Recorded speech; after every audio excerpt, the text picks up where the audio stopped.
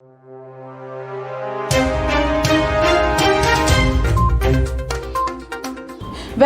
to VARINDIA News Hour. Digital economy to bring future growth, opportunity between India and US.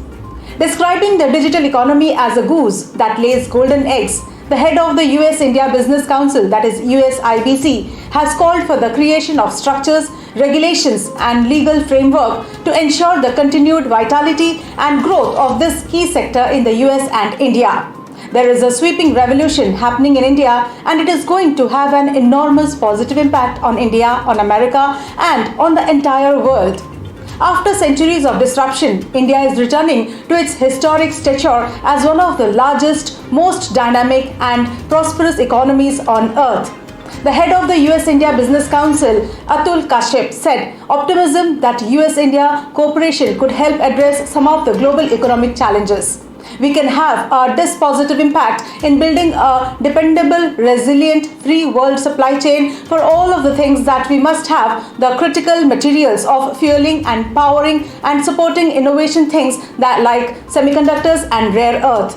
Keshap emphasized that the main imperative for India to attract continued investments from global companies and build stronger trade ties with the United States is to create an enabling and predictable policy landscape. An investor wants stability, predictability, transparency, ease of doing business, simple procedures and a level playing field, and doesn't want an unfair advantage.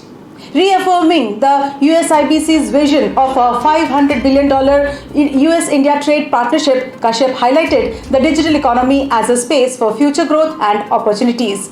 Let's look into today's headlines in VARINDIA. Government to privatize 2 public sector banks. In the Union Budget for 2021-22, the government announced its intent to take up the privatization of 2 public sector banks in the year and approved a policy of strategic disinvestment of public sector enterprises. The government is committed to the privatization of 2 public sector banks, and it is on course to take appropriate steps in the coming months. It is said that the Central Bank of India and the Indian Overseas Bank are likely the candidates for privatization. Fortinet Security Fabric surpasses 500 integrations.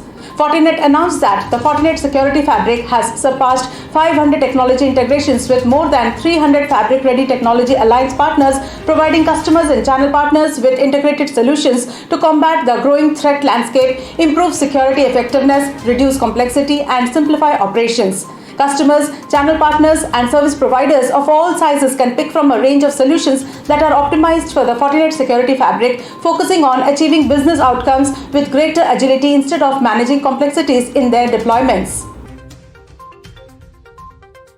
Amazon witnesses 30% increase in smartphone business.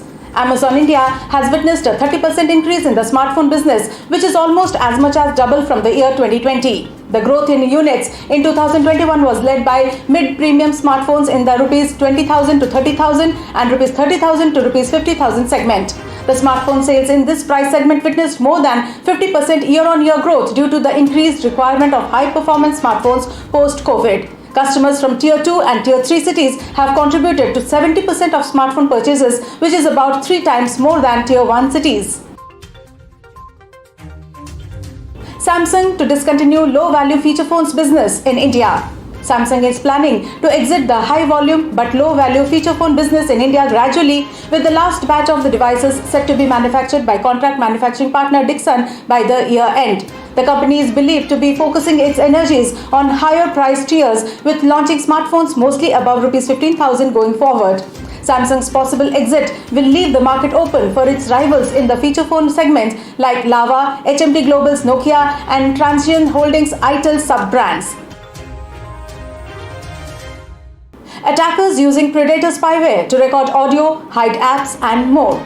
Google has claimed that Predator is relatively a new spyware and has been created by surveillance company Citrox, which is based in North Macedonia. The attackers delivered one-time links similar to URLs created by URL shortener services via email. When the user is directed to the attacker's website, an Android malware dubbed Alien is installed on their device, which then loads Predator on the device. The spyware is capable of recording audio, hiding apps, and adding CA certificates. That's all for now. Please like, share, comment and subscribe to VAR India News Magazine. You can download the VAR India app from Google Play Store and Apple App Store for the latest news and updates. Stay tuned. Thank you.